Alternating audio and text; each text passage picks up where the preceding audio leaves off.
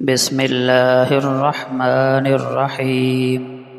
نماز چھوڑنا دل کے مردہ ہونے کی نشانی ہے۔ جو شخص نماز چھوڑ دیتا ہے گویا وہ اپنے رب سے رشتہ توڑ دیتا ہے۔ نماز وہ کنیکشن ہے جو بندے کو اپنے رب سے جوڑ کر رکھتا ہے۔ اسے مت توڑو ورنہ تنہا رہ جاؤ گے، دنیا میں بھی اور آخرت میں بھی۔ جو لوگ اندر سے مطمئن ہوتے ہیں وہ باہر سے سادہ ہوتے ہیں، نہ دکھاوا نہ بناوٹ، بس اصل زندگی، اصل چہرہ، اصل انسان۔ سادگی وہ خوبی ہے جو وقت کے ساتھ ساتھ ختم ہوتی جا رہی ہے، لیکن یہی وہ چیز ہے جو انسان کو سب سے زیادہ خوبصورت بناتی ہے۔ وہ رشتے جو آپ کے اپنے ہیں ان کی قدر کیجیے۔ نئے رشتوں کی رونق میں پرانے رشتوں کا رنگ مٹنے نہ دیجیے۔ الفاظ ہمیشہ بے ذائقہ ہوتے ہیں، ادا کرنے والے کا لب و لہجہ انہیں میٹھا یا کڑوا بنا دیتا ہے۔ آپ پر لوگ ہنستے ہیں، تنقید کرتے ہیں، مذاق کا نشانہ بناتے ہیں، آپ کے کارناموں کو اپنے آپ سے منسوب کرتے ہیں، حوصلہ پست کرتے ہیں، آپ کو ناکام ثابت کرنے کی کوشش کرتے ہیں۔ اگر آپ میں دم ہے تو ثابت کر کے دکھائیں کہ آپ ان سب سے الگ ہیں۔ کامیابی ہر تکلیف کا بہترین انتقام ثابت ہوگی۔ جو شخص علم حاصل کرتا ہے وہ اپنے لیے اور دوسروں کے لیے روشن مستقبل کی بنیاد رکھتا ہے۔ سچائی کڑوی ضرور ہوتی ہے مگر اس کی بنیاد پر قائم تعلقات ہمیشہ مضبوط اور دیر پا ہوتے ہیں۔ ہر کامیابی کے پیچھے صبر اور استقامت ہوتی ہے۔ کامیابی کبھی راتوں رات نہیں ملتی۔ چھوٹی چھوٹی نعمتوں پر شکر ادا کرنے سے انسان کے دل میں اطمینان پیدا ہوتا ہے اور زندگی مزید خوبصورت لگتی ہے۔ اپنی غلطیوں کا جائزہ لینا اور انہیں سدھارنے کی کوشش کرنا انسان کو بہتر بناتا ہے۔ جس طرح ہم گرم کھانے کے ٹھنڈا ہونے کا انتظار کرتے ہیں، اسی طرح کچھ اختلافات کو بھی کچھ دیر اپنے حال پہ چھوڑ دینا چاہیے، شاید کوئی مناسب حل نکل آئے۔ شیطان آدمی پر 3 دروازوں سے داخل ہوتا ہے: غفلت، شہوت، غصہ۔ دوران گفتگو سب سے بڑی غلطی جو ہم کرتے ہیں وہ یہ ہوتی ہے کہ ہم سمجھنے کے لیے نہیں بلکہ جواب دینے کے لیے سنتے ہیں۔ حضرت عثمان رضی اللہ عنہ فرمایا کرتے تھے، اگر ہمارے دل پاک ہوں تو ہمیں رب کے کلام سے یعنی قرآن سے کبھی بھی سیر نہیں ہونا چاہیے۔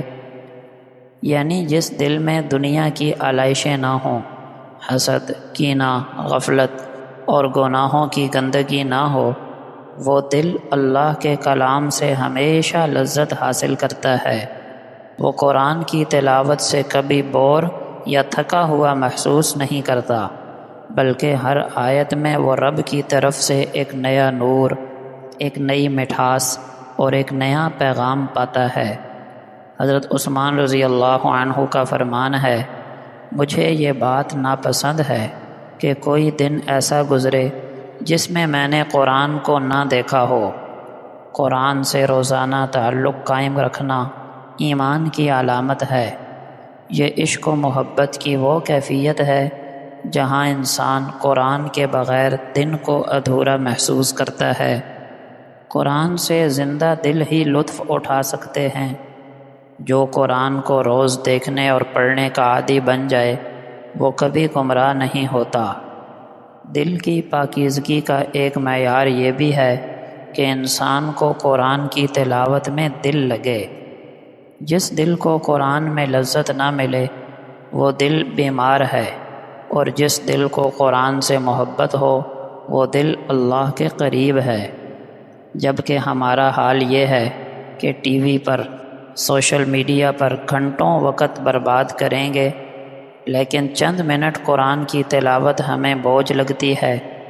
اس کی وجہ سوائے اس کے اور کیا ہو سکتی ہے کہ گناہوں کی نحوست سے ہمارے دل پتھر ہو چکے ہیں۔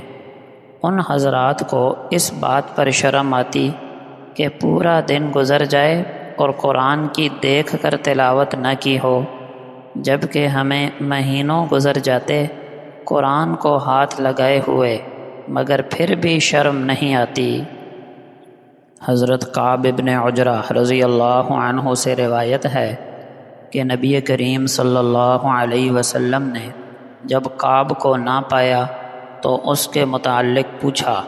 لوگوں نے کہا وہ بیمار ہیں۔ آپ چلتے ہوئے ان کے پاس آئے۔ جب ان کے پاس پہنچے تو آپ نے فرمایا، کعب خوش ہو جاؤ۔ ان کی والدہ نے کہا، کعب تمہیں جنت مبارک ہو۔ آپ صلی اللہ علیہ وسلم نے فرمایا، یہ اللہ پر قسم کھانے والی کون ہے؟ کعب نے کہا، اے اللہ کے رسول، یہ میری والدہ ہیں۔